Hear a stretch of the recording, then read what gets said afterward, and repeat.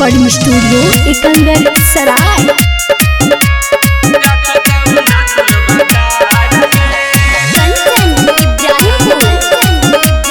Presented by किसका film.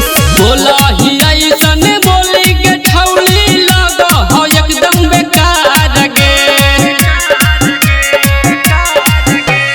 बोला ही ऐसन बोली के छौली लगा हो एकदम बेकार गे।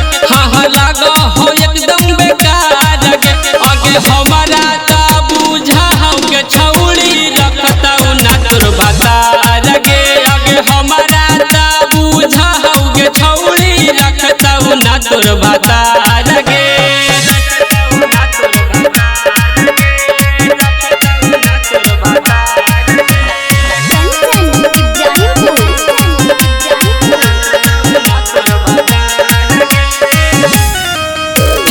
खाना बनावे के लूरो न हो कैसे बोलल जहाँ कौ सहूरो न हो।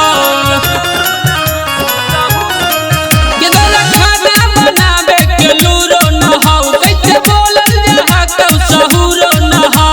संभरल है जिंदगिया के तू करल नहीं अन्हार गे।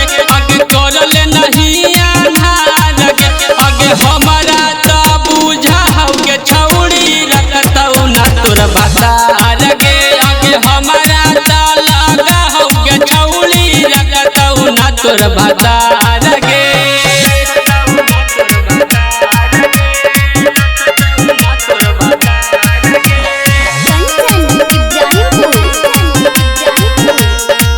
किसका रिकॉर्डिंग स्टूडियो एकंगर सराय। इतर दिमागवा हो कचरा से भर लगे न जाही ससुरा में किस्मत हो जार लगे।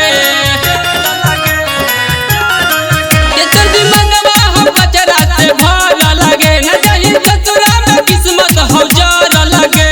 अगर इतना सीधा साधा पति के गाड़ी देही हजार गे। हाँ गाड़ी देही हजार गे।